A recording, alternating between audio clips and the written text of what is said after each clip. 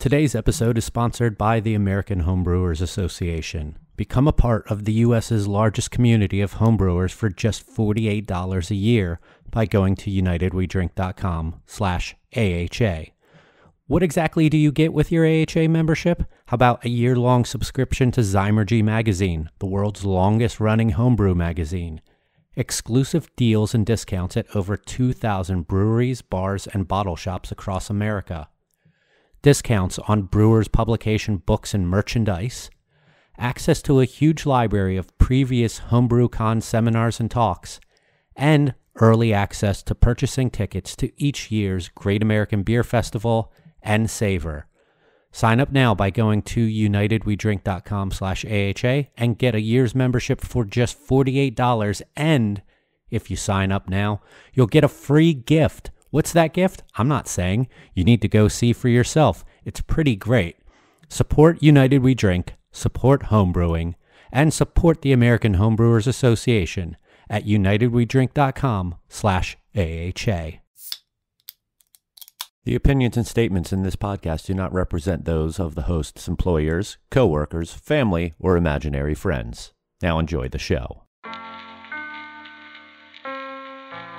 Happy hour? More like amateur hour. Welcome to United We Drink.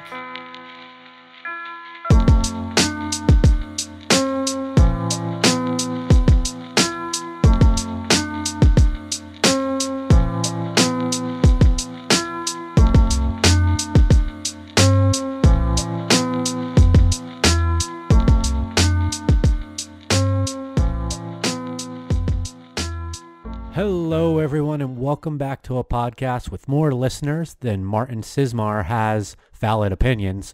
Welcome to United We Drink, right here on unitedwedrink.com, as well as Apple Podcasts, Spotify, Stitcher, Google Podcasts, Amazon Music, and wherever fine podcasts are found. My name is Mike Urevich, and I am now a solid amateur dog washer. I'm joined by my two co-hosts. First up is a man still in recovery from a Stanley Cup celebration. Here's Phil Palmisano. It's all about jet skis and the Stanley Cup trophy being raised over the Bay of Tampa Bay. Hey, Mike, at least you got awesome a shot. fallback. Oh, that was hands down the best celebration photo I think I've ever seen in my entire life. What was your shot at me there? I didn't hear. I said at least you have a fallback. A fallback? Yeah, amateur dog washer. Yeah. I think that's, listen, that's talents, are, you should always learn new talents every day. And I'm very proud of you for becoming an amateur dog washer. Next Update up, your LinkedIn page, please. Oh, yeah, I'm going to do that right as soon as we're done here. And also my MySpace page. Next up is someone who, against all odds, has a new fucking computer. Here's Joel Codner. Forget the computer. I want to know what you charge to wash half German Shepherds, half Labs. Is this like a mobile detailing kind of thing? No, you got to bring them to my house. Deal. All right. Well, I think that this is an awesome show that we put together on the fly at the end of our last episode, where we're going to talk about some of the beers that got us into like good beer, craft beer, whatever you may call it. Two of these are foreigns, so I don't know if they're technically craft. But we each picked a beer. We all got the same beers so that we can enjoy them together on this show. Joel had a little bit of an issue finding his initial choice. Isn't that right, Joel? That's correct. My initial pick was Widmer Hefeweizen. I mean, if you want to talk about my true gateway beer, that's the one. But I think the one I picked out for this episode is still one of those, at least introductory to IPAs in a way. So I'm looking forward to talking about it. Yeah, and normally we would kick things off with the news, but because we have 3 beers here for us all to try, we don't want to put them all towards the end of this show. We do have to work tomorrow. Phil's going to kick us off with his choice. So my choice this evening is Gaffel Kolsch. You guys actually ended up picking up the 16-ounce can, which I'm very jealous about. I went with the traditional 11.2-ounce brown bottle. This beer in particular for me was honestly a little bit later into my craft beer sort of experimentation, because I jumped directly into American beers pretty quickly, and we're actually, one of the beers that we will be doing tonight is one of those beers that I jumped into relatively fast. But Gaffel-Kolsch was one of those beers that actually, I think, more than anything, made me realize the consistency and probably increased my respect for some of the light American lagers when it comes to consistency of brewing technique in particular. This beer, which is sort of odd to say because a Kolsch and a lager are two completely different styles. Joel keeps like disappearing into his fake background. But Gaffel-Kolsch is light, easy drinking. It's sort of like craft training wheels, in my opinion. So, cheers, guys. Are we talking about like color, clarity, or like how clean let's get your into glass is? And it's as I remember. It's just, light, golden in color, clear. And not like super bubbly. You're not talking heavy effervescence. I have a huge white head on. Oh, mine. well, apparently that's the difference between the 16-ounce and the bottle. So my bottle, the carbonation level on my bottle is actually pretty low. I gotta say, I really love the can design. This like matte blue color, very simple, then white text on it. I also really like this little icon on the side that says it's real Kolsch only when it's from Cologne. So they have like their own little advertising campaign, I guess, for Kolsch brewers over there. But a couple weeks ago, I was over at Joel's house, and I brought a mini keg of Früh Kolsch, and first time I've had a Kolsch in a long time, and I don't know what made me wait so long. This is just ridiculously awesome. I mean, just a nice bready aroma to it, and just crisp. I think a good bit of carbonation, like effervescent in mouthfeel. Yeah, I got to go along with everything Mike's saying. I mean, it is beautiful, crystal clear. I've got it in this double-walled glass right here. The head just will not quit. Nice, fluffy head on it. Didn't even give it an aggressive pour. The bubbles are just beautifully effervescing in the glass, just relentlessly. It's beautiful.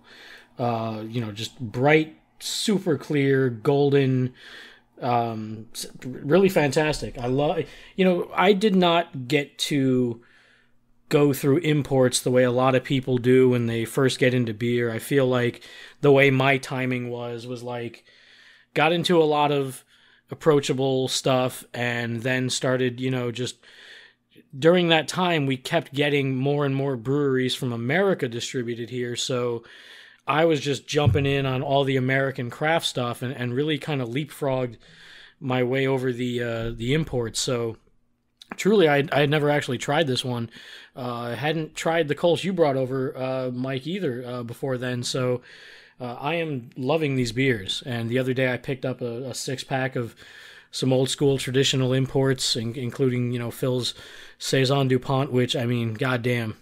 But this one, I mean, like you said, Mike, I love this can. I was just blown away by it when I saw it on the shelf.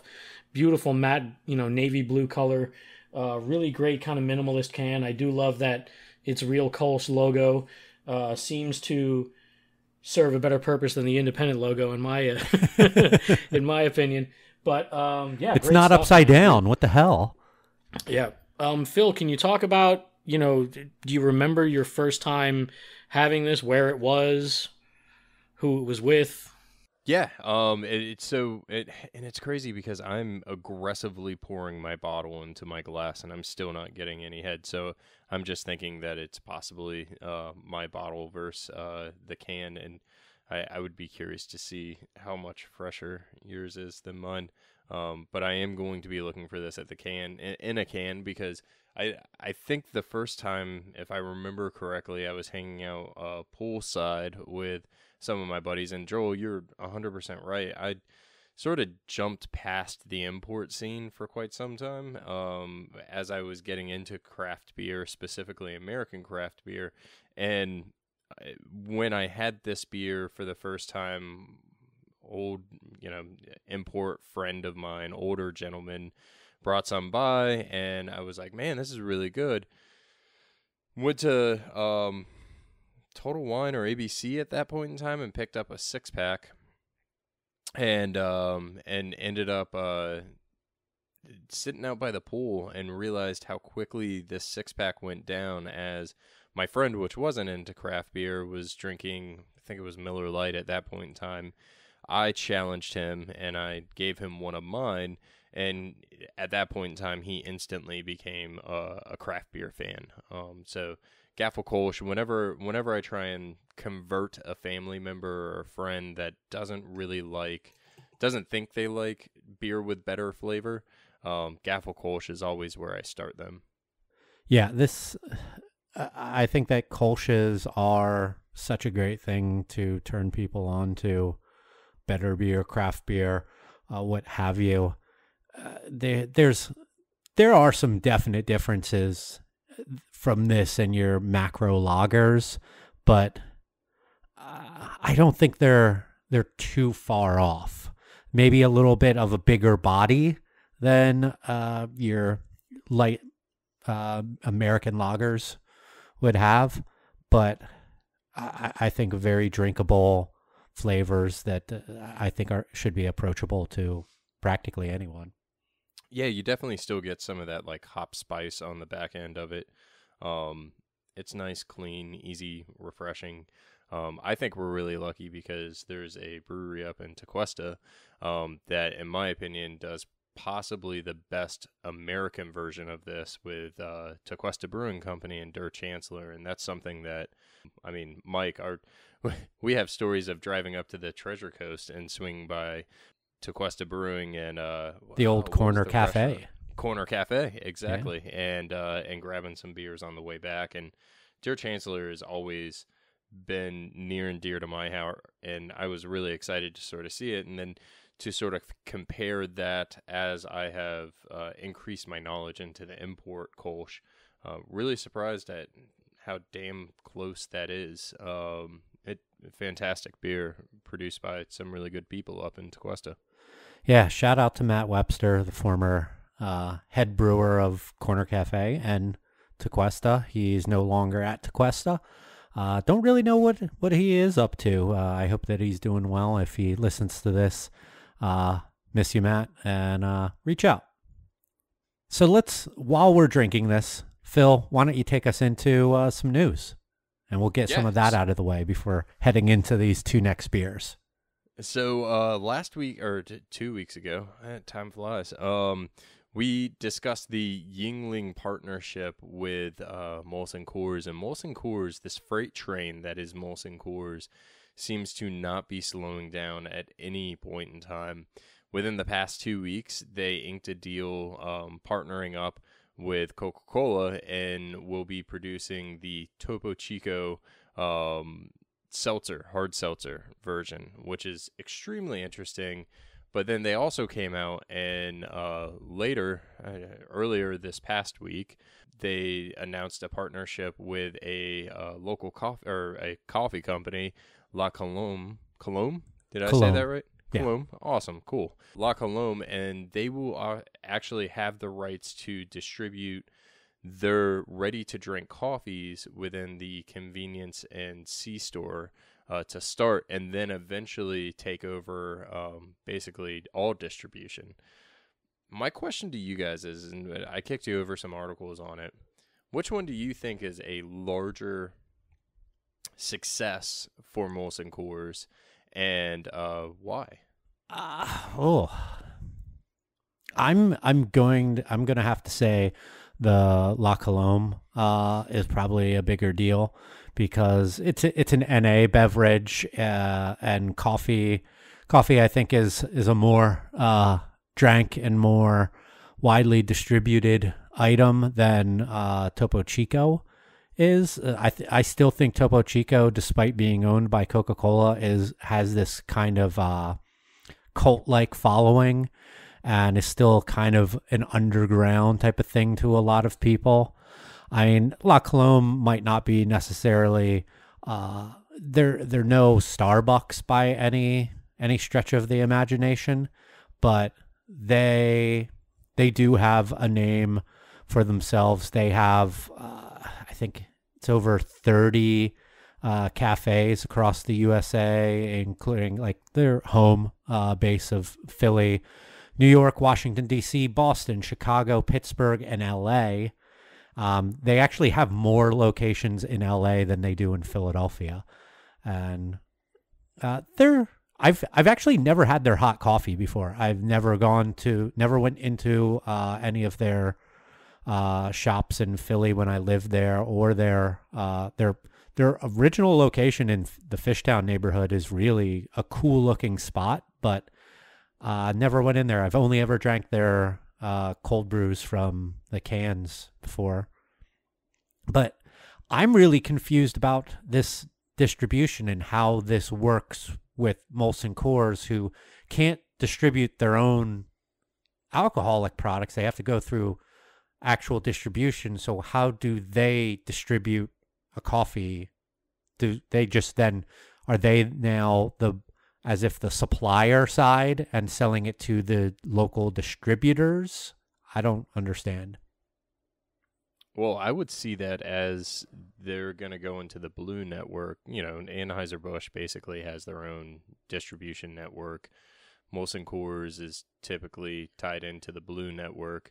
So is that to say that, like, we would be seeing, just for example, the local Coors distributor down here distributing La Colombe coffee? Correct. Oh, okay. Okay. Yeah, within the C-store and convenience and grocery to start. Then eventually it would go everywhere. The news article, they specifically for the time being was convenience and gas stations. Convenience and gas, and then it would eventually transition over into grocery. And I think, you know, I'm surprised that you said the La Colombe piece was more important to you, but I think that it's extremely important to get into that. I thought you asked what the bigger deal is. Yeah, totally. And I'm surprised that you picked that over Topo Chico. You know, what do you think, Joel? Before I get into my reasoning. Well, hopefully I'll not make an ass of myself on this new segment like I did last week, because I went and played that back and I was like, what the fuck am I talking about? But anyway, I'm inclined to agree with Mike on this one. And it's funny because Mike used to never like coffee and always seems to be a very cult member of the Topo Chico fan base. But I think this, 10-year long-term coffee distribution deal is a much bigger deal than Topo Chico in the long term. I think there's going to be a lot of fanfare and everything when that Topo Chico hard seltzer hits. But, we don't know what this market's going to look like. Obviously, seltzer is huge, and it's just getting bigger and bigger and everything. But, we don't know what that's going to look like 10 years from now. I think we know that, coffee is still going to be coffee 10 years from now. And, it feels late in the game with seltzer, but at the same time, like I said, Topo Chico has that crazy rabid fan base, including Mike here, and I tried it for the first time when you were here, Mike. I wasn't thrilled with it, honestly. That we're going to butt heads again on seltzer. Oh, wow. But not a fan at all. But I'll take those bottles off your hand. They're gone. My daughter drank the rest of them. But the NA ones, just to clarify. But, it seems like that seltzer is going to hit and be huge to kick off. Like when the Coors one dropped, I was like, I just noticed it at the store. Like, I didn't know it was coming. It seemed to arrive with very little fanfare or marketing or advertising. I feel like people are hyped up for this one, but that, the hype always dies down. I think the coffee is a bigger deal in the long term, just like you, and it'll be interesting to see where it goes. I'm baffled, and I'm also very proud of both of you guys for picking that, because I thought, honestly, I didn't, Joel, your reasoning is almost spot on. I was thinking Mike was automatically going to go to Topo Chico because he is such a fan of the seltzer in particular. And that category, we talk about it week after week after week. The category is just going crazy. When you look at the last 4 weeks of IRI data, so ending 9/6, Molson Coors finally cracked into the top 5. They're about a 3.2% share of overall business. Above them, you have Constellation, Anheuser-Busch, Boston Beer, and Mark Anthony. When you talk about Mark Anthony and Boston Beer, you're talking nearly 70% of the entire market is just within those top two. So Anheuser-Busch is pulling about a 12%. Constellation's pulling about a 5%. Molson Coors is pulling about a 3%. Topo Chico is going to get Molson Coors above Constellation. What was ABI and Constellation? AB's running 12% and Constellation is running 5%. Oh, there is a big difference on those. Yes, 100%. So I think Molson Coors can get up to Constellation level with Topo Chico. Are they going to be able to compete against Bud Light Seltzer? Are they going to be able to compete against Natty? I'm not really sure. I do think when you look at the RTD segment of NAs, right now, that is an area that some people are starting to play and pay attention to. And having a ready-to-drink, well-known coffee company in your portfolio not only diversifies your overall scope of beverage, so now you're a beverage company, you're not a beer or spirits or fermented malt beverage company. You are a beverage company. You have an NA product to go after, anything else. And if they can get a solid, which they already have the distribution network lined up, if you can get a solid placement across the United States, all of a sudden you're competing against your Starbucks ready-to-drink coffees. You're competing against, which outside of Starbucks, I don't know of many other ready-to-drink coffees. I know that there's some smaller brands that are probably more regionalized for us down here in Miami, but for the most part, Starbucks is the national player, and nobody really has been able to go in and compete against them. So I'm very, very curious to see how Molson Coors sort of takes this to a different level, because while I think Topo Chico is going to be a game changer, I really do believe the coffee is where they're going to see long-term play. And everybody drinks coffee, right? Just about, unless you're adversely against it and you just drink tea. I've only been drinking coffee for probably 2 years now. So I'm excited to see what they do with a ready-to-drink coffee line. I really am. Yeah. So, and I'm sure in 2 weeks, we'll the way that Molson Coors is going, it seems like we'll probably have another topic to discuss with another partnership or acquisition with Molson Coors. But in the meantime, that's our news for the 2 weeks. All right. So I'm going to hop in here and talk about my beer for this. And this is the beer that got me into thinking that there was more out there than just what you would typically see commercials for, or just an NA old pub. God, I forgot. All right, so I have Samuel Smith Oatmeal Stout from Tadcaster, England. This is, so the story around this beer for me, it was July 2007. I was visiting family in Pennsylvania, and my cousin Steve said, "Hey, you want to go out with me and my friends? We're going to this bar that has a lot of different types of beers." And I was like, "Okay, sure." So he takes me to a place that is called Isaac Newton's in Newtown, PA, and he hands me this binder that is the menu, like hundreds of bottles, 20-something drafts. I have no idea what I'm looking at. And I was just like, pick something for me. He's like, do you like Guinness? I'm like, yeah, I like Guinness. So he orders me this Sam Smith in a bottle.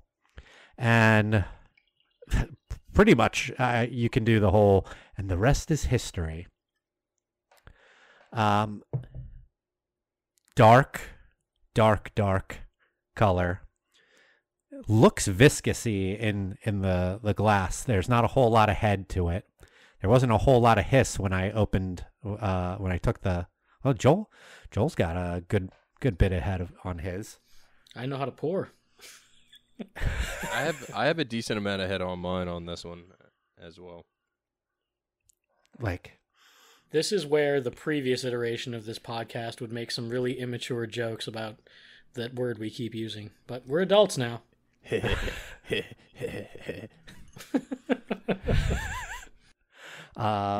said head. Big cocoa aromas, some vanilla, little bit of coffee. This is undercarbed. My bottle is the very full bodied mouthfeel, and a lot of those same flavors coming back over. It's like very viscousy to me on the mouth. But I mean, this is what's the ABV on this? Doesn't look like it says on the label. I think it's like somewhere around 6 or 7%. You know, the crazy thing about this, Mike, is when we opened up our Slack channel and we were talking about the different beers that we wanted, and you were like, all right, let's start our list. I'm starting with Sam Smith, and I'm like, damn it. Like, that is, this beer, I hated stouts when I got into craft beer. Like, absolutely despised. If you could ever find any historical data through dosebeeregos.com, which doesn't exist anywhere because it's been dormant for quite some time, you would realize that I hated anything that was dark roasted malt. This beer, I had it at a World of Beer in the original World of Beer in Tampa, which was, I'm trying to think of where it's actually located, West Chase. I walked in and I was like, you know what? I'm going to go with the Sam Smiths, because the waiter, you know, hey, we got a special on Sam Smiths. And I'm like, who would ever have a special on this? So I had it. And I remember the guy I was with a group of friends, and one of the guys was like, I only drink Guinness. And the waiter was like, no, you got to try this. And so we ordered a round of Sam Smiths.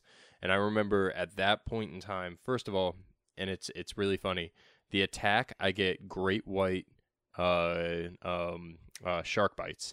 So I get that like tropical, a tropical, almost roasty, sweet flavor out of this. But then like the shark bite fruit Great snacks. White. Yeah, the Great White from Shark Bites. Every time I drink this, that's the initial thing that I think of. But I remember having it at a World of Beer early on. It was just after they opened in West Chase, and ever since then, my mind has been open to stouts. And it's funny because shortly after, I got real big into those like dark, sticky, Zukov, like almost motor oil stouts. But I come back to this one and I constantly think this is a perfect example of what an oatmeal stout should be.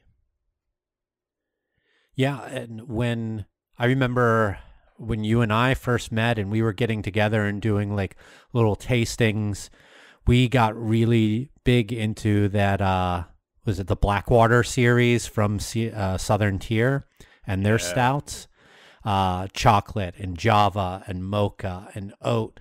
And I remember when oat came out, I was like, oh, if this is anything like Sam Smith, I'm going to love it. And then I was like kind of let down. It was a good beer, but I'm like, this isn't like Sam Smith.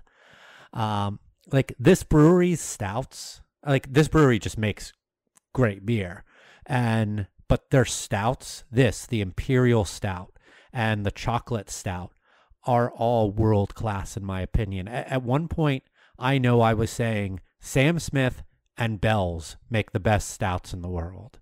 I mean, when you had Bell's doing Expedition, Kalamazoo, they did a cream stout, Black Note, like all these insanely good stouts that they were putting out. But it's been, I think a theme is going to come up with at least me saying that it's been too long since I've had an oatmeal stout from Sam Smith, and I've been really nostalgic lately with going to old brands, legacy brands that we haven't had in a long time. I bought a 12-pack of Sierra Pale a few weeks ago and was like, damn, this is still such a great beer. You having Saison DuPont on the Bitter Unit podcast made Joel go and buy a bottle, which made me go and buy a bottle, and it made me jealous that you guys were drinking the said bottles on social media. Joel had this like crazy, I'm gonna go down memory lane of beer, and I was so jealous because I open up my refrigerator and I have nothing but hazy IPAs and overly fruited sours, and I just drank a seltzer. Keep those fruity beers cold too. So Joel, what do you think of this beer? So it's one of those beers that, I mean, the word classic just personifies. I love the look of it. It has that off yellow kind of faded label. It looks vintage. It's got the gold foil along the top of the bottle. It looks like it has an esteem to it. And as far as the beer itself, I mean, this is another one of those things where tried very early on in my beer career. It was kind of one of those standards you get introduced to. And this was right around when the bourbon barrel viscosity stout wars were heating up. So, this was one of those things, just like Old Rasputin. We just kind of tried these, enjoyed them, and then just blew right past them and got into a lot of the heavier stuff that started hitting shelves in breweries around that time. I think it's a wonderful, wonderful beer. It's on the label it says brewed with well water, malted barley, roasted barley, oatmeal, yeast, and hops. And to me, it tastes like the malt bill is infinitely more complex than what they're telling us. I mean, it is kind of bittersweet chocolate and vanilla and toffee and caramel. Mike, you were talking viscosity and full-bodied, which I don't disagree with, but I think, with our palates now and everything we've tried in all the years since, it feels relatively light. I think back in the day, this would have been something where we were just, first introduced to it. Might have been like, oh man, this is bitter and roasty and heavy, but to me, it's actually very approachable. And it's 7%. I think it's a wonderful, wonderful beer, and I would like to see more beers like this. Not every stout has to be consumed with a spoon. Yeah. To go along with what you were saying about the label, that just classic vintage look, the gold foil around the neck and over top of the bottle cap, that they have the foils on practically all of their beers. I mean, just down the line, like the nut porter, the nut brown ale, their English IPA, their pale ale, even their cider, their pure organic lager. Like, I've never, I think, disliked anything that I've gotten from Samuel Smith, but it all started in Newtown, PA, with the oatmeal stout for me. That Nut Brown is, I truly believe, a very underrated beer. I love that beer. It's funny, Samuel Smith, both my father-in-law dabbles a little bit into beer, but my brother-in-law really doesn't at all. And my father-in-law just knows he likes stouts. My brother-in-law, on the other hand, maybe once or twice a year he'll come over and he'll be like, "Hey, I want to have some beers with you." and he has to give me a heads up because it's typically around Thanksgiving, and he will only drink Samuel Smith's Oatmeal Stout. He doesn't drink any other beer. Really? And yeah, it's crazy. And the Nut Brown Ale is another one that both my father-in-law and my brother-in-law love. And this past weekend, my father-in-law stopped by the house and walked into the garage and was like, "Oh, can I grab that?" And I'm like, No, absolutely not. That is for me. So it's it's nice to sort of see there's that like classic nostalgia behind Samuel Smith's, and Mike, you're 100% right. It's been way too long since I had this beer. And that I think is the point of why we're doing this, is just to sort of go back and revisit some old friends, you know? It would be kind of fun for us to have a recurring segment to where we go back to some of these legacy brands. I kind of hate saying that because it does make them sound old. But a name that popped into my head is like, let's call it Respect Your Elders. And look, every episode drops on Throwback Thursday. Yeah, that's a good point. That's true. Like, I think it would be great for us to all go back and have pale ale together, to have a Fat Tire. Even though like we didn't have Fat Tire down here when we were getting initially into it. There's so many. Tried to trade for it. Yeah. And when we traveled out to Colorado, I think that was one of the first beers that we had on that entire trip. We went to Avery first. Oh, that's right. When we went out there and had an amazing time. But then we went to New Belgium and got this amazing behind the scenes tour, and that's where I fell in love with 1554, and like this beer is fucking fantastic, and I think that that's a highly underappreciated beer. Joel, are you ready to take us into yours, or do you need some time before? No, let's do it. No approachability or whatever needed here. I mean, I'm usually drinking Malort and a bunch of other shit on this podcast, so let's get into it. So my selection for this episode was Dogfish Head 90-minute Imperial IPA. And not my first choice, honestly. I mean, yes, it was one of the first IPAs I was introduced to. And for me, this is the one that was like, boom, here's hops in your face. This was one of those beers that I took a sip of for the first time, and I was like, oh, shit, like, this is what people are talking about when they're talking about hops and IPAs. My first choice was Widmer Hefeweizen. That was really my gateway beer. I drank a lot of it in my early craft beer days over a decade ago, and unfortunately it's not available here anymore. But I figured I would lean toward the IPA on this one because it really opened my eyes and palate really toward what is possible as far as flavors. And I have not had this one in quite a long time. For a while, it was honestly hard for me to find a fresh one. But this one looks like it's only about a little over a month old. As I pour it here, it's a beautiful pale color, nice kind of off-white thick head on it. Crystal clear, which is just beautiful. You don't see that in IPAs these days for some reason. No. I don't know if there's a shortage on filters or centrifuges out there, but I don't know if it has to do with like stainless tariffs, but I'm sure we'll get back here one day. But I mean, just a beautiful, I mean, the way I hold it up to the light, it feels like when they held up that fucking thing in Jurassic Park with the insect trapped inside it, like that. The amber. Yes. Yeah. Yeah, this is like borderline copper almost. I was just going to say copper in color. And I mean, yeah. And I mean, just one whiff into this glass, and it's taken me right back to like 2009, 2010. Just the way the Simcoe beer I had from Austin Beer Works yesterday, took me back to like about, the same era.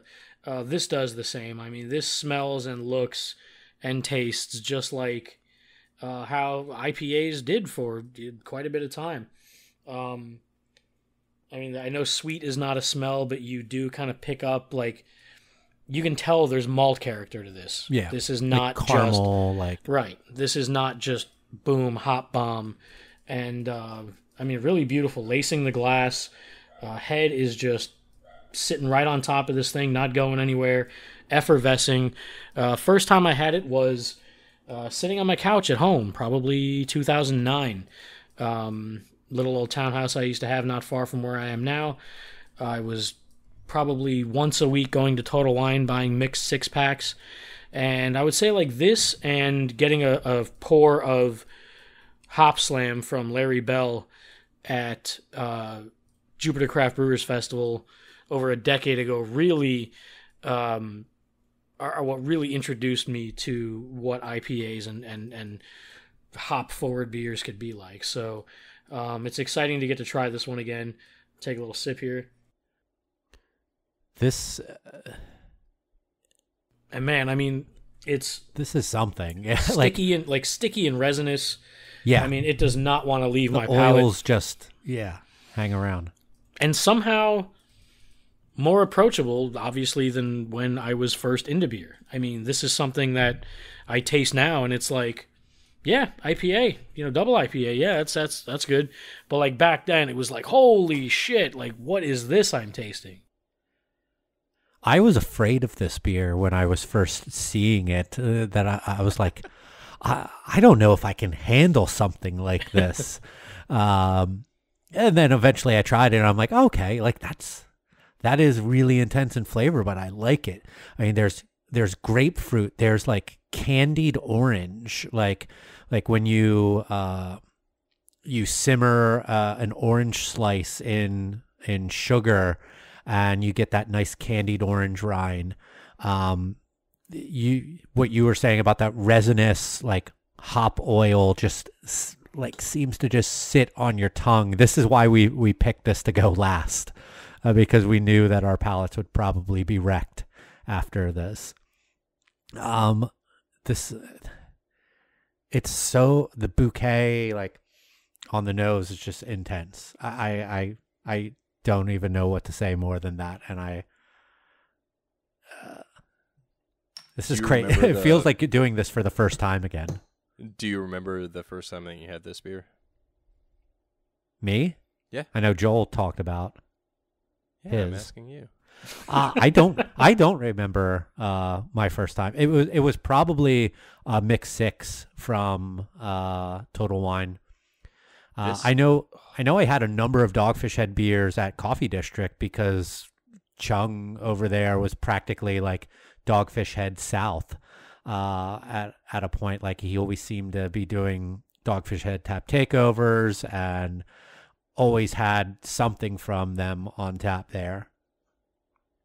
This beer, what about you? Me, it was Boca Raton Total Wine just opened up. So when was that? 06. 2009? 06? Yeah. All right. So 2000. It was then, and it was my first time walking into Boca Raton Total Wine, and I picked up a 60-minute, a 90-minute, and a 120 because I thought that's how you were supposed to drink them, was 30 or 60, 90, 120. And not knowing, at that point in time, I was such a novice. I was still very much so into wine. I was really interested in these beers. I heard, amazing things. I was reading all about craft beer, and Dogfish Head 60-minute was everywhere. And so when I saw 60, 90, and 120, I was like, I'll buy the vertical, and I'm going to do all three of them in one sitting. And I did. And I remember specifically sitting at my old condo on my brown couch watching TV. I had the 60, and I was like, man, this is really good. And I fell in love with 60. I actually started home brewing because of 60-minute IPA. 90-minute, there was something about 90-minute I didn't like. And out of the three, it's probably still my least favorite. Damn fine beer. But there's something about like the bite on the back end that it's not overly welcoming to me. And then I decided to chug a bottle of 120 straight out of the bottle, and I don't. One of the best decisions you ever made. Back then it was. So probably helped me get through the evening. But you know, these beers, and it's funny because we cracked it, I smelled it, I took a sip of it, and honestly, the first thing I thought of was Jupiter Craft Brewers Festival, probably that year that, you know, Larry Bell was pouring Hop Slam, or going out to brew at the zoo and volunteering with, at that point in time, Fresh Beer, and pouring, you know, I forget even what they had me pour, Gansett or Summit Brewing Company at one point in time. But this beer brings me back to the very, very beginning of my insanely crazy craft beer journey in South Florida, meeting Mike and then eventually meeting Joel. This is Ed Roberts in a bottle. If I'm just gonna throw it out there. You know, I mean, this beer is as you're much saying it as tastes like a boy band. It, yes, exactly. NSYNC specifically. Tastes like a white button-down shirt. For it, back then, it definitely struck up all the memories just now. So, and I'm going back in for my second pour. And I'll tell you what, man, on a personal note, I think Dogfish played a very special role in at least my kind of craft beer upbringing, because, you know, we always, even ourselves, would refer to South Florida as a beer wasteland back in the day. I mean, there was literally just a few breweries, none of which really distributing or anything. There weren't any tap rooms to go to. We were always hitting up the beer bars and the gastro pubs and the Total Wines and the BX beer depots and all that. So, but I distinctly remember every Dogfish like 750 release being a big deal. And I loved my Antonia, the Imperial Pilsner. What was the one? It had like lemons. Oh, god damn. There was a special one with lemons. I'm totally brain farting on half these beers, but there's so many of them. I know. It's a little tough. Yeah. Was it Positive Contact? No. That was a cool collaboration. Oh yeah, that was with Dan the Automator? Yeah. Like Pecans of Wrath, or Wrath of Pecans. You had the collaborations that they did with artists. Yeah. Like they had the Miles Davis Bitches Brew. They did David Johnston stuff. I know that there's tons more. I mean, I remember when the Brewmasters TV show came out. I don't know if you guys were, but I was at the Funky Buddha Lounge watching watching the first episode there. And we were sitting at the same table. Like people from our time that were getting into beer around that time, if you don't say that Dogfish Head was a big inspiration to you and that you were like seeking out those beers, you're a fucking liar. I can definitely see people who have gotten into beer over the last maybe 5 years or so being like, yeah, the Dogfish Head was never really something to me, and it being true. But I mean, for us getting into this stuff in the late 2000s, I mean, Dogfish Head were kings at that point. They still are practically kings. They're now a part of Boston Beer, who are the biggest.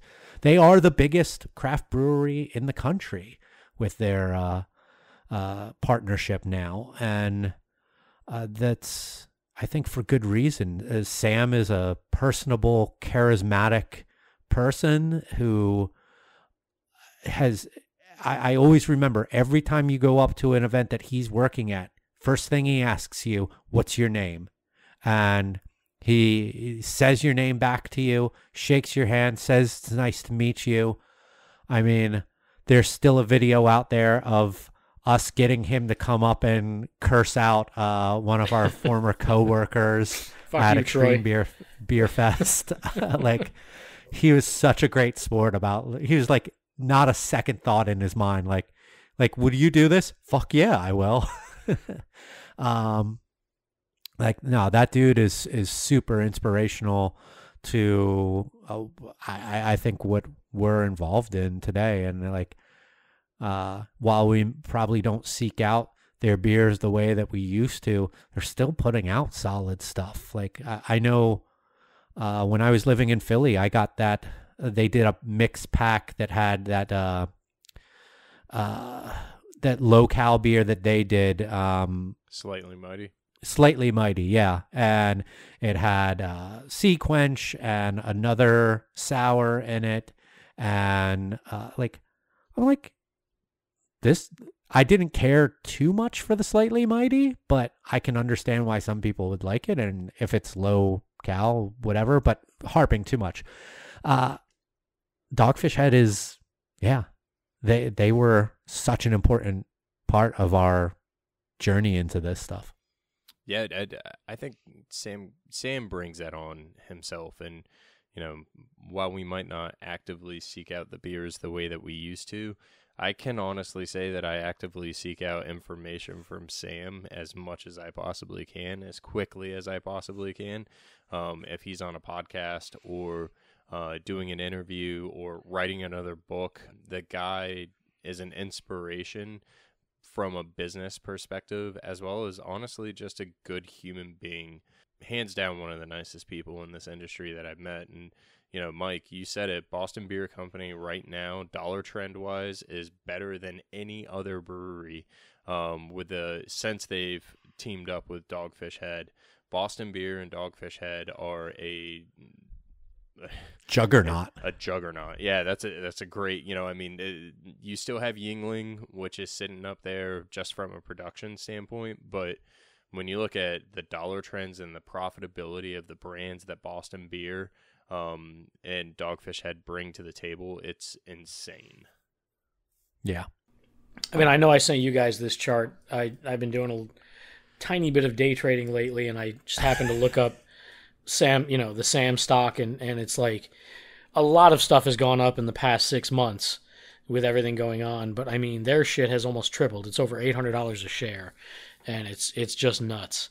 And, you know, to speak on Sam, just a genuine fucking dude. Like, obviously, you know, there are people we don't know behind closed doors, but I met this dude at the 2011 Savor in Washington, D.C. when I was with our friend Ed Roberts, and I guarantee Sam and I were both trashed when we met toward the end of this event, and asked me my name just like you said he does. And then the next time I saw him, which was, I don't know, a CBC or an Extreme Beer Fest, I mean, he remembered. And I'm just like, how is that possible? You know, not just because I'm nobody, but the thousands of people he has to meet constantly and to remember is just uncanny. And then, you know, it's cool as shit when you just see him around during like CBC week or something like that. You know, you see him coming at you down the street and you're like, yo, what's up, Sam? And he high fives you like, hey, good morning, fellas. And he's cool as shit. Oh yeah, that was in Philly. We were just walking past him and he like gave us high fives. Our marketing, the head of the East Coast marketing team with Canarchy, specifically with Cigar City, used to work with Dogfish Head back when the TV show was going on and all the music collaborations and everything. Yeah, and Maria, and I would love to have Maria. It actually sort of hit a fuse. We should totally invite Maria on. She has some of the best Sam stories. She can't speak higher of a human being than she speaks of Sam on a daily basis. And she worked with Tito's. She worked at Summit Brewing Company. She worked with Dogfish Head. And she was with Dogfish Head during that like crazy, crazy time of Brewmasters. And it tells me all the time, Sam's one of the best people I know in this industry. And, you know, so I think even behind closed doors, this guy's, you know, probably as cool as he comes across out in public, which is pretty rad. Yeah. I agree well, with we've that. totally fanboyed out on Sam. I remember when Maria was at Extreme Beer Fest and could not. Mariah? Is it Mariah? His wife's name is Mariah. Sorry, I thought Phil said Maria. Phil's Maria, talking about Maria's our marketing head yeah. for the East Coast. Ah, sorry. Confusing. Well, I just remember her commenting something about you got to try that coffee thingy from Lucky Buddha. Lucky Buddha. Lucky Buddha. Yeah, Buddah. Yeah, but the coffee thingy. And she was like, that Sam dictated this to me and I just wrote it. Oh, nice. Yeah, good person, good people. Anything anyone wants to add about any of these 3 beers? And I know that I put this out there on social media a few days ago as to what we were drinking so that people could grab them and join along and have these with us if they're enjoying our show in the comfort of their own home. So anyone want to add anything else to this? No, I honestly, I think we found a pretty cool segment. I mean, most of us drink during this show as it is, and I'll give up my sober Sundays if you guys want. But I love the fact that the idea came out of the 3 of us talking about 3 different beers that really got us into craft beer either further or, early on. And for us to be able to do like a small segment every other show or every show could be a lot of fun. And, at least it gives us, Did you just break something, Joel? No, I dropped something. Sorry. It gets us to run down memory lane a little bit. Because this is, I don't know about you guys, but I've really enjoyed this. Yeah. And if anything, I'm going to go right back down the same aisle and try and figure out the beers that continuously brought me back in and some of those fun reviews that I used to have back in the day on Dos Beer Egos. Oh, Joel made me definitely want to go back and get a Celebrator. I haven't had that one in a long time, but I also love Iyengar's Oktoberfest. I remember back in my beer reviewing days, that was my favorite Oktoberfest at one point. Oktoberfest for me. I love Penn Oktoberfest. Penn was a good one. I've been enjoying Sierra Nevada's Oktoberfest the last week or so. All right. And I just want to say, I feel like going back to, I know you guys had an issue with this or that as far as carbonation, it could have been the bottle or whatever.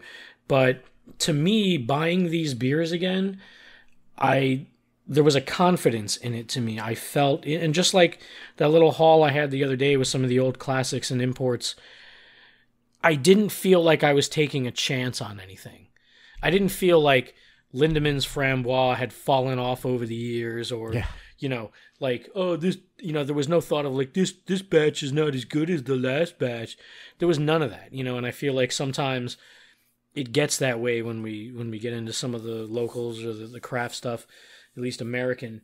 And, running through all these with you guys, it feels great to just, be having something tried and true that we can rely on and we know has stood the test of time. And I'm looking forward to getting into more of these and kind of, going in the Wayback Machine and getting into some of this stuff again, because I think, not to have any sort of air of like conservatism or anything like that, but it does feel sometimes like just going back to the classics is a comfort zone. And it's a good feeling to get back into these beers. And don't we deserve a little comfort zone in 2020?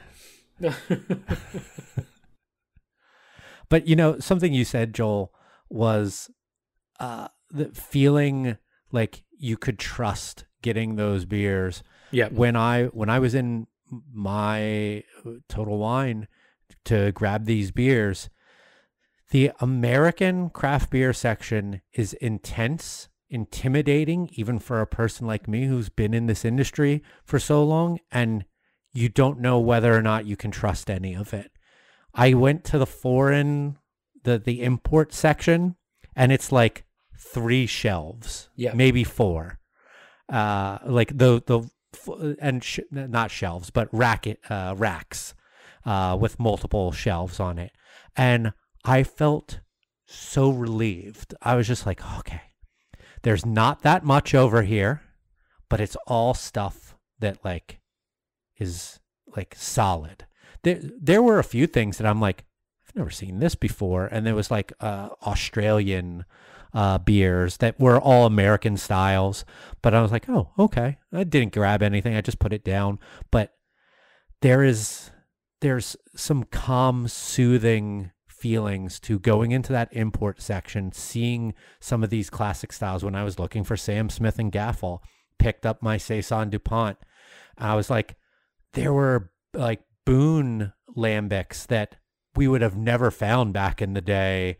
And there I'm like, oh, Marriage Parfait, Classic Goose. Like, oh, I'm going to have to come back and get these eventually.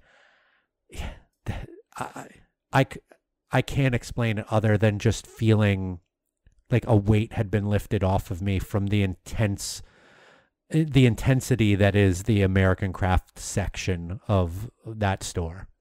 No, I totally agree. And it's certainly not a knock on Total Wine. If anything, it's a testament to the growth of the industry. But I was in there the other day too, and, putting together that 6-pack, and, I want to try so many things, but there are so many that I just don't trust or I don't know of yet. And the intimidation I feel now is a lot different than the intimidation I felt back then. Because back then it was like, oh, I've never tried, whatever before. I'll try one. And now it's like, there's 40 of those. And who do I try? Who do I trust? How far has it come? How old is it? Some of these things don't have date codes. With us being a little bit more knowledgeable all these years later, as far as, what goes into packaging quality beer, it's more of a trust issue at this point. And, it makes me nervous. I mean, there are beers from breweries I know and love, and I'm still like, I don't know. I don't know if I'm going to take a chance on that. I don't know if I want to pay, $8 for a 12-ounce can, shit like that. And, like Phil mentioned when that store first opened, I had just seen the movie 300 at the theater down there, and then we went to Total Wine afterward because we had heard it open, and it was like Candyland. I mean, they were giving out free samples of vodka. Like you go to Publix and they're like, oh, would you like to try a little piece of turkey on a pretzel? And you go to Total Wine, and it's like, would you like some vodka? Yeah. And then they're doing scotch down the next aisle. So to me, it was like just a wonderland. And, I remember telling people, like, you got to go to Total Wine. The beer section is like the soda section at Publix. And now it's like quadruple that. Yeah. It is massive and overwhelming. And there were certain things that I couldn't find that I was like, it should be right here. Where the hell is it? And I'm like, I don't know if the store is fucking beautiful now. And the high end, like, liquors and everything, the scotches. I mean, holy shit. I was just staring. I get lost in the bourbon section now. Yeah. Yeah, it's insanely impressive. The single malt Scotch section is nuts. And I walk through there like, I don't know what to do. I don't know what to look at. I don't know what to get. It's just, there's so much, too many choices. But it's cool getting back to these old ones. And like I said, I'm really looking forward to trying more of these with you guys. I'd totally find myself just shopping by brewery at this point in time. Like, yeah. I know I can trust, say 12 breweries. If I'm going to go out and not grab an individual can or bottle, because every once in a while I will get a little like, oh, I've heard really good things about that. I'll grab one can.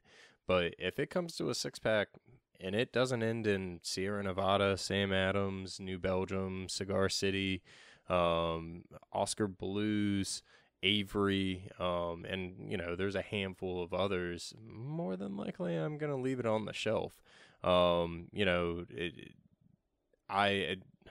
Certain styles I'll go directly right back to what I love. If I want a blonde ale, I'm picking up Winwood La Rubia and happily drinking all 6 of those. But if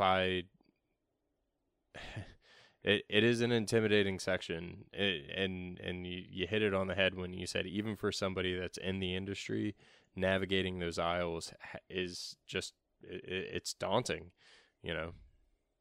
Yeah, absolutely. You still can't find Cantillon on the shelf, though. It seems like, you can get Marriage Parfait, and you can get all the other crazy, amazing gooses and lambics, and for some odd reason, Cantillon seems to be the only brewery that is 100% recession-proof. So just had Zwanza Day, American Free. Yep. This year. Yep. And I don't know how this comment is going to be interpreted, and feel free to agree or disagree, but what? Just looking forward to what you say. No, I mean, I kind of said this to you, Mike, the other day, and I won't name names, but obviously there are some hype breweries, and I think that they kind of waste a little bit of space on those shelves with their, like, if you're one of those breweries that only does, a smoothie sour, a milkshake IPA, and a bourbon barrel marshmallow Oreo fucking imperial stout, and those are your 3 main things that everybody knows you're known for, I don't think anyone gives a single solitary fuck about your amber ale. And I don't even know, why it's out there. I get... why did you even make it? Well, I mean, I get, when they talk about needing to have some sort of core brand to keep the lights on or whatever, but I mean, if your own fan base, your rabid fan base doesn't give a shit about these beers, I don't know why... if I'm looking for an amber ale, I'm not going to get it from the hype brewery. Pick it up from Bell's. Yeah. Damn fine amber ale. Yeah. All right. Well, I think that this was fun, productive, and something that we can revisit in the future. Let's move on to getting some last calls in here. Our point in the show where we give ourselves a non-specific amount of time to just say what we want to say, do what we want to do, and not be opposed. So, Joel, you want to kick things off? I do. And this is something I've wanted to mention a few times in the last few episodes, and I've never really gotten around to it. But speaking of revisiting the classics, it took a while, but Dr. Dre's The Chronic is on Spotify. And I have been listening to it constantly. It is one of those start-to-finish albums. I always talk about 90s hip-hop and how we never knew how good we really had it. And now it's just a complete disaster.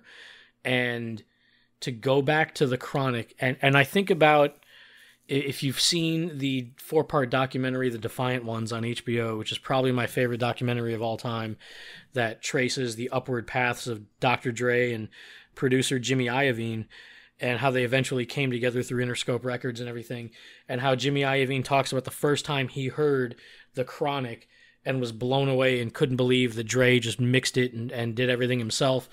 And you listen to this album and how crisp and clean and just amazing it is. And, when I first heard it, I was 13.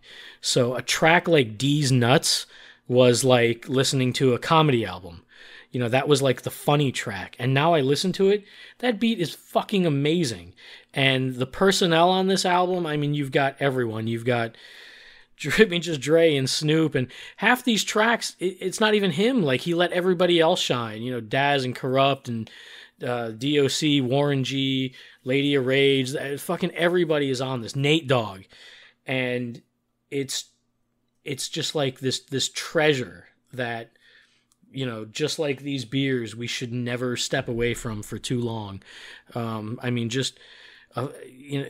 listen to other albums by other people, and you can tell it just doesn't have the same production quality that some other shit you'll hear does. And it's just truly impressive after almost 30 years to go back and listen to it, and it still hold up the way it does. Yeah. Well, I was going to do a music related last you call. Still can. All right. It's because of our 2-week, every other week thing. Didn't quite get this off when it actually happened, but not long ago was the 20-year anniversary of the release of At the Drive-In's Relationship of Command. This is a monumental album to punk rock, post-hardcore, whatever you want to call it. It changed the way punk rock, hardcore, rock music was at its time. And to this day, I still think that it is one of the best albums that I've ever heard in my life. I was just listening to it the other day in the brewery. I was washing kegs and decided to put that on.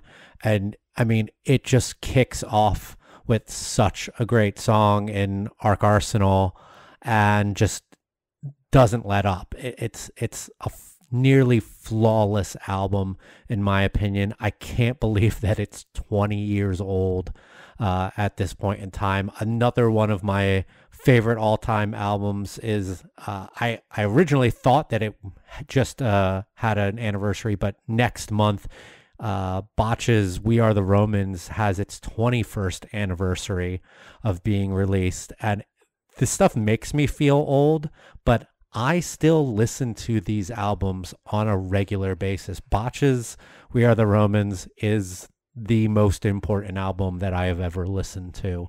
It truly changed the way I thought about hardcore, heavy metal music. I didn't think that people could write music and make it sound that way, and it highly influenced my writing when I was playing in music. And I still think it's one of the best albums ever made. But it's so great to go back and listen to something old like that. Like Joel, I mean, the Chronics, how old, Joel? Like 92. 30? Jesus. So that's 28 years since that came out. Wait. 28. No, you're right. 28. I am right. Okay. I haven't had that. I can still do some quasi quick math there.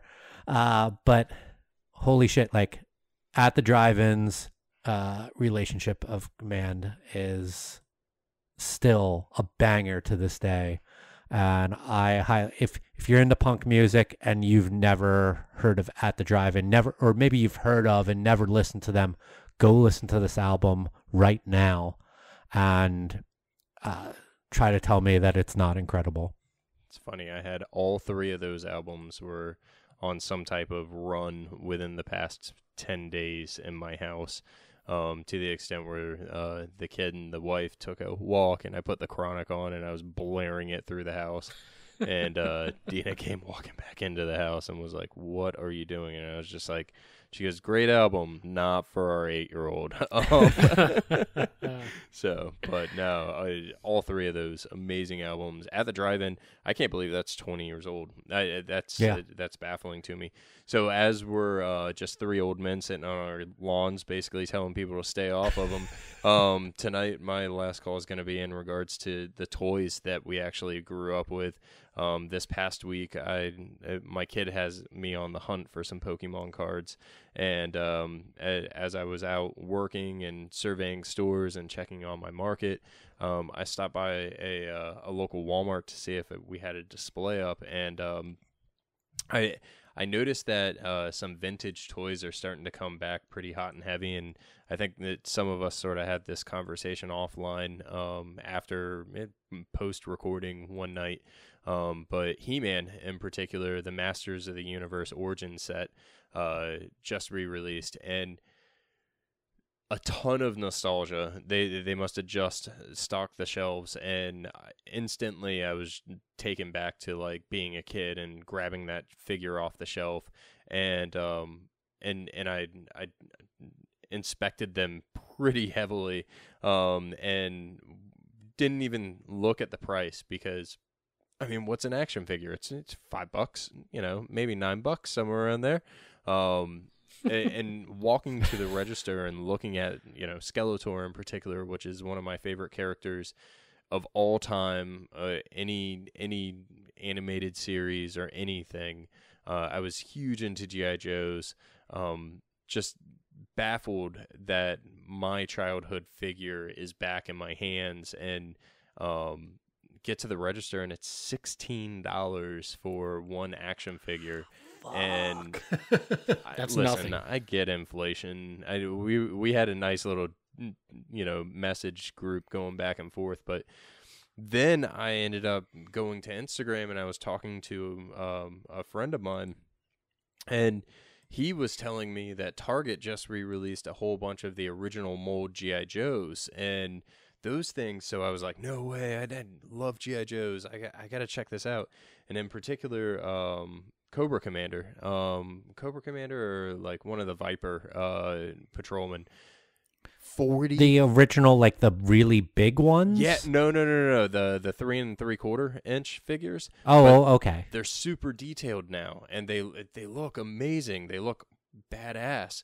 And I was like, oh, they got, you know, Destro and the Baroness and the Vipers, and so I'm looking them up frantically. $40 for this action figure, for like a Destro figure. Retail? 50, yes, 50 for the Baroness with a motorcycle. And it is amazing to me that, listen, yes, there's disposable income and things of that nature. I guess I lost track of how much action figures actually cost, and to be honest with you, I bought the Skeletor. I'm staring at the Skeletor. It's actually on my desk set up with the original Spawn and a Ren and Stimpy figure that I have from when I was a kid, and I constantly look at it and think, there's no way you cost $15. And I honestly don't even really know if it's as cool as it was when I was a kid. You know, and it's just, I don't know. If it wasn't, listen, if they end up putting Mum-Ra back out with the Thundercats, I'm buying a Mum-Ra. I don't really care what it looks like, but at the same time, it's like, man, it's a swift kick, you know. Spawn's all over my desk, Venom's all over my desk, and these toys that we grew up with were so much better than the toys that are out right now. Even though the detail is so insanely amazing, I would take an 80s toy over a 2020 toy any day in my life. Probably has lead paint on it too, which is even better. It makes it better. Yeah, exactly. So get off our lawn, all right? Get off our lawn. Phil, to stay with you, want to plug anything? Yeah, you can follow me and my adventures with toys on Instagram at ppalmasano77. I have been more active on Twitter over at Dos Birigos. Feel free to get me. Hit me up and say, hey. Hey. Joel. Florida DUH Brewer on Instagram and Twitter. And you can follow me at Mike Loves Beer on Instagram and Twitter. You can follow the show on Twitter at United We Drink. We're on Instagram at United We Drink Pod. We're also on Facebook. You can buy a shirt, sticker, button, mask at our web store, unitedwedrink.com/store. We'll be back here in 2 weeks with a new episode, another interview episode. Who's going to be joining us, Phil? Charlie Mears, one of the co-owners of Magnanimous Brewing out of Tampa, Florida, Tampa's newest, finest brewery. Charlie's a good buddy of mine from back in the day through Cigar City and just the craft beer industry, and we're going to be discussing the topic of opening a craft brewery during a pandemic in 2020. So it should be a fun one to discuss. Charlie's a great guy. If you don't know him, super entertaining to listen to. Looking forward to that one. In the meantime, thank you everyone for joining us. Make sure to check us out on any of the major podcast streaming services. We're on Apple Podcasts, Spotify, Stitcher, Google Podcasts, iHeartRadio, and now Amazon Music, who is out there with podcasts as well. So you can subscribe to the show and listen to us on the device of your choice anytime a brand new episode comes out. So we'll be back here in 2 weeks for a brand new episode then. For everyone here, cheers. Cheers.